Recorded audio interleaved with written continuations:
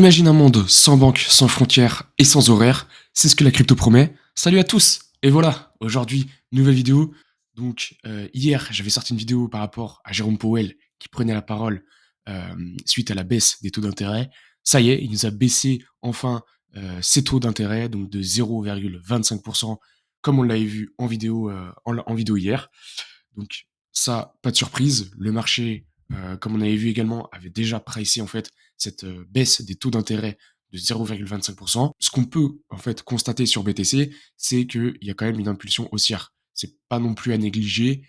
Elle n'est pas non plus très forte. Elle monte pas verticalement, mais elle progresse au fur et à mesure. Pour ma part, je trouve ça plutôt sain. C'est plutôt sain de consolider et de monter en escalier que de monter en fait à la verticale et créer des fair gap un peu partout. Je rappelle, il y a mon lien de mon groupe Telegram toujours en description, ainsi que dans ma bio de YouTube, de mon profil YouTube. Voilà, c'était la petite parenthèse. En news cette semaine, je rappelle les news et après on ira faire un tour directement en analyse technique sur le Bitcoin. On fera Ethereum aussi également. En news demain, donc vendredi, on a les taux directeurs de la BOJ, la déclaration de politique monétaire et surtout la conférence de presse de la BOJ. C'est ça enfin, c'est un indicateur qui va être plutôt une information qui va être intéressant pour nous, intéressant pour les marchés, pour les riscon. Donc les riscon, je rappelle, c'est les actifs à risque, voilà, donc comme la crypto-monnaie ou autre. Donc on est parti sur BTC. En daily, toujours, on commence avec une time frame assez dézoomée pour voir où est-ce qu'on en est au niveau du marché. Là, on peut voir que hier, on était plutôt dans un range entre donc ce support ici que vous voyez. Alors attendez, je vais prendre le pinceau. Le support ici que vous voyez ici et la résistance ici. Donc là, ce qu'on peut faire, ce qu'on peut voir, c'est qu'on est venu réintégrer en fait ce haut de range. Alors ça, je vais le mettre en mode bas range et celui-là haut range. Ok. Donc on peut aussi considérer ça, ce rectangle comme un support résistance de polarité, c'est-à-dire qu'on vient, le prix, vous voyez, si on dézoome bien, vu qu'on est en long terme, euh, le prix vient fluctuer au-dessus de ce rectangle-là, donc de ce support. Il vient fluctuer au-dessus, après il vient fluctuer en dessous. Au-dessus, en dessous, et là on est en train de actuellement réintégrer et venir au-dessus, voilà, ce support. Donc ça va être intéressant de savoir si le marché va enfin réussir à tenir en fait entre cette résistance et ce support-là. Est-ce qu'il va plutôt privilégier à faire un range, donc à ranger au fur et à mesure du temps et d'attendre un départ comme on a pu le voir précédemment, ici avec ces deux grosses bougies euh, qui sont parties vers la hausse. Donc plutôt positif, cette good news. On n'a pas fait un sell the news comme comme je pensais qu'on allait faire quand Jérôme Powell allait baisser les taux d'intérêt, étant donné qu'on avait déjà pricé euh, cette bonne information, donc cette mise en valeur des cryptos. Donc je pensais qu'on allait faire un sell the news, et finalement c'est pas ce qu'on a fait. Donc là, hier, on avait bien le graphe comme cela. Bon, ouais, ça je vais le laisser le bas et le haut pour vraiment différencier les deux ranges. J'avais laissé pas mal d'ordres ici et des fair val gap ainsi que les zones ETE à prendre, donc à recharger et les fair val gap à combler. Donc comme je disais, c'est pas ce qu'on est en train de faire. On est venu plutôt péter et enfin se séparer de cette consolidation entre acheteurs et vendeurs. En fait, clairement, euh, par rapport à cette zone d'achat-revente, enfin d'achat et de vente, c'était soit on vient le casser et on vient le péter à la hausse et on réintègre le haut de range comme on est en train de faire ici, dans le cas bullish, et dans le cas bearish, c'était on réintègre, enfin du moins, ouais, on réintègre en fait le support sur les 112 800 et pour revenir taper les fair val gap et repartir à la hausse comme on le fait assez souvent. Donc là, actuellement, sur BTC, je vais pouvoir enlever tous les ordres avec vous ici, car on n'aura plus besoin. C'est possible qu'on revienne, hein. Je dis pas qu'on va jamais revenir dans ce range bas, mais je les enlève parce qu'on est dans le range haut. Si on réintègre, par exemple, on vient chercher la résistance ici, qu'on range et qu'au finalement on repart à la baisse, ça ce serait vraiment un cas bearish. Là, ouais, je pourrais remettre les ordres que j'avais mis auparavant. Ça me mettrait une indication en plus. Là, vu qu'on est dans le haut de range, ça sert à rien que je laisse les ordres ici, je n'en ai plus l'utilité. Donc, Farewell Gap, ouais, je vais enlever celle en H3, je vais enlever également, les 3 ordres de position que j'avais mis ici. Je vais également enlever la zone ETE. Au pire, la zone ETE, je la retracerai avec le retracement de Fibonacci. Je pourrais redéfinir, par exemple, une zone ETE entre les 0,78 et les 0,61 de Fibonacci. Maintenant, OK, maintenant que c'est fait en daily, en H4, donc on a bien fait du coup une consolidation entre comme je disais, cette zone d'achat et de vente et on est venu bien manipuler à la hausse, manipuler à la baisse avant de faire une expansion. J'espère vraiment qu'on va aller chercher cette résistance ici, ça serait vraiment top. Comme ça confirmerait en fait cette grosse retournement de tendance et heu et en faisant, clairement des bas de plus en plus hauts et des hauts de plus en plus hauts. Là, actuellement, on voit bien qu'on est dans une tendance haussière en H4, donc en moyen terme. Maintenant, ce qui serait bien, c'est de la confirmer, hem, en daily et de clôturer, voilà, déjà, aujourd'hui, de clôturer dans le range haut, comme on l'a vu. Déjà, ça serait très positif pour le bitcoin et ça nous ferait garder, enfin, du moins, ça nous ferait maintenir notre prix, notre cours, hem, dans ce haut de range. On va supprimer ça en même temps. Maintenant qu'on a vu cette théorie de dos où on fait des hauts de plus en plus hauts et des bas de plus en plus hauts, moi, ce que j'avais repéré ce matin, c'était un beau W ici. Vous le voyez, là, on vient faire vraiment, il est vraiment bien tracé en H1. Beau W, donc là, il y a peut-être une entrée à faire en trade, donc en futures, pour aller chercher le haut, donc la résistance en fait en haut et prendre 1,6 R. Moi, je ne suis pas rentré en trade sur Bitcoin pour la simple et bonne raison que je suis rentré sur Ethereum. En fait, je trouvais Ethereum plus bullish que BTC. Il y avait plus de pourcentage, un plus gros rendement à prendre. Également, j'avais regardé aussi les indicateurs, les order flow, et voilà, j'avais trouvé que Ethereum était plus intéressant à prendre en long que BTC. J'ai comparé les deux, et voilà pourquoi je suis rentré sur Ethereum et pas sur BTC. Maintenant, sur BTC, ce qu'il y avait, c'est qu'il y avait des ordres au niveau des 118 000. Alors, on va aller faire un tour vite fait avec vous. Hop, le BTC. Voilà. Il y avait ça aussi qui me freinait en fait pour rentrer en trade sur BTC. C'est qu'il y avait pas mal d'ordres. Vous voyez ici, on ne sait pas si c'est du spoofing, hein, les 300 BTC ici. Alors 369 du coup. Ouais, là c'est 200, ouais, on dira 300.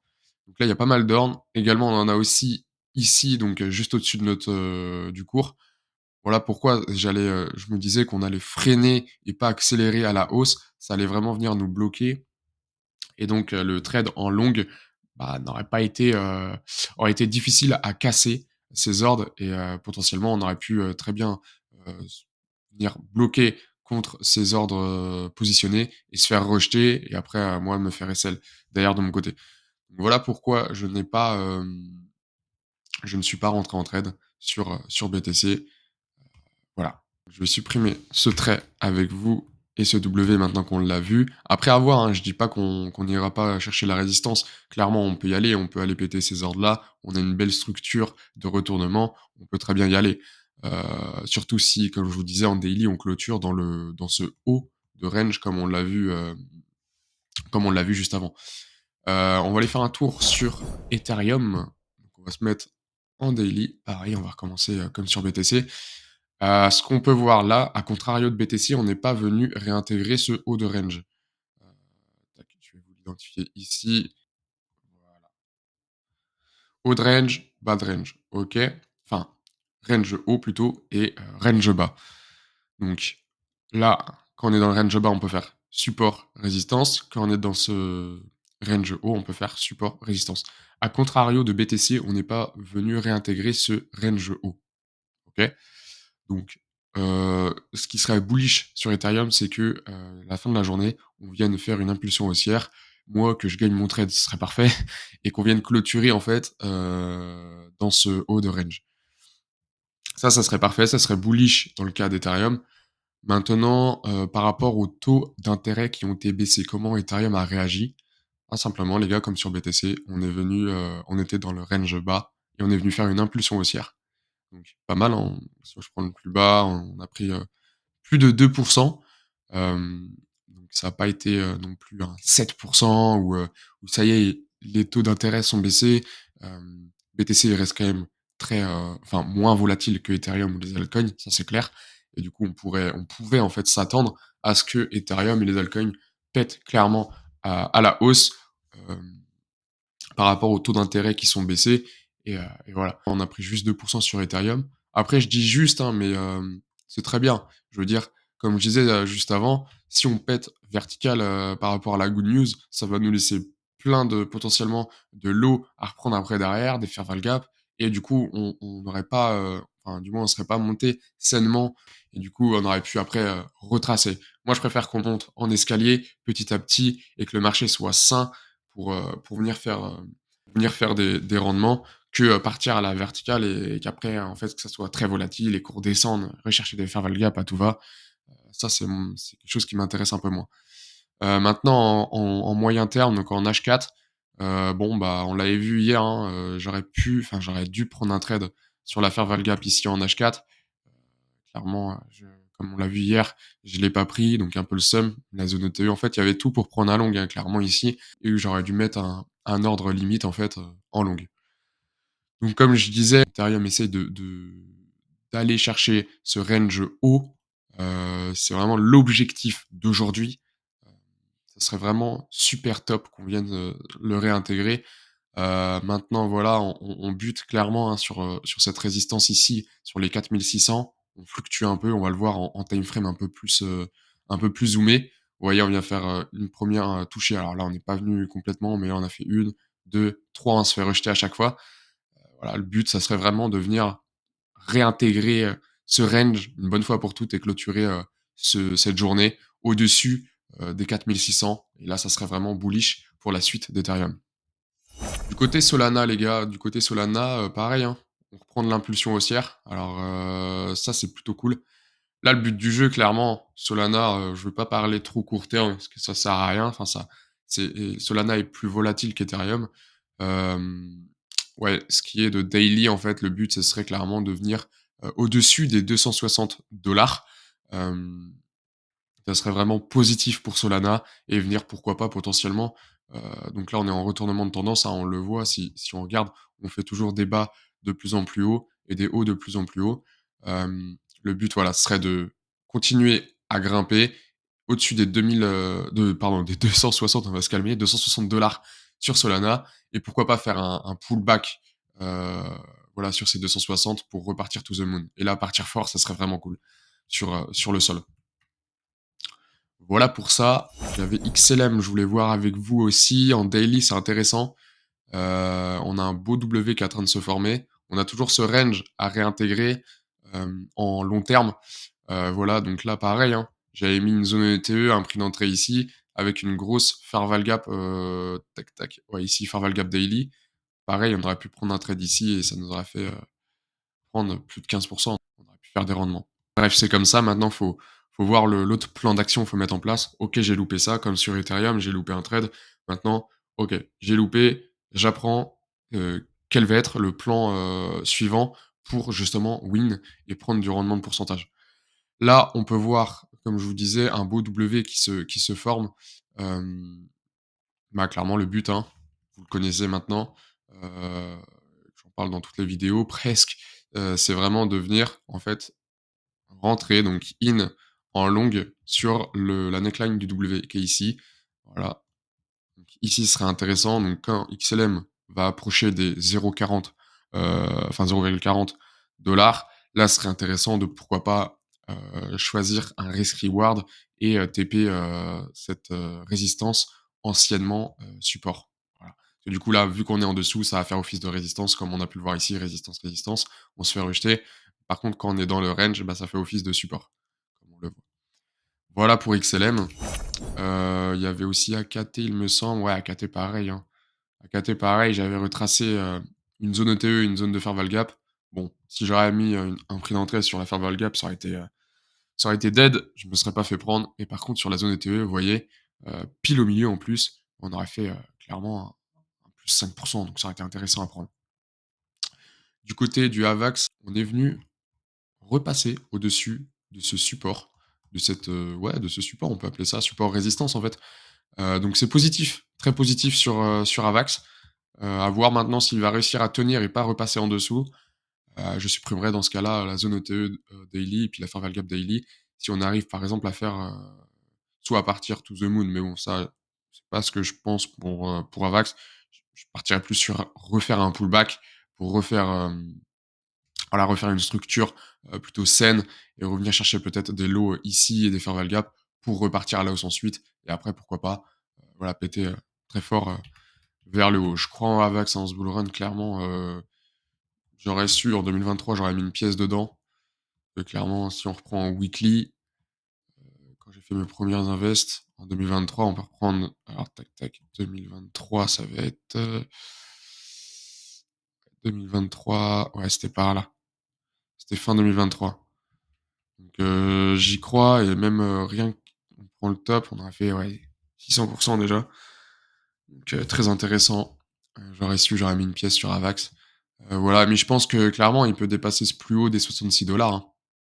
Franchement, donc s'il y en a qui veulent mettre une pièce dedans, heu, vous pouvez, bah, le meilleur truc à faire, c'était de mettre une pièce, en fait, quand on était sur le range là. Après, est-ce qu'on est à 12 près? Moi, je pense pas, si c'est du spot. Donc pourquoi pas remettre une pièce sur AVAX? Moi, je vous dis, je pense que ça ira largement au-dessus des 65 À voir, on en reparlera. Comme je disais en début de vidéo, je suis actuellement en long sur ETH. Voilà, j'avais trouvé, une structure de retournement de tendance, donc un W à prendre. Là, actuellement, on est en plus, à voir comment ça va se passer, par la suite. Du côté des fundings, alors, on va regarder la heatmap vite fait.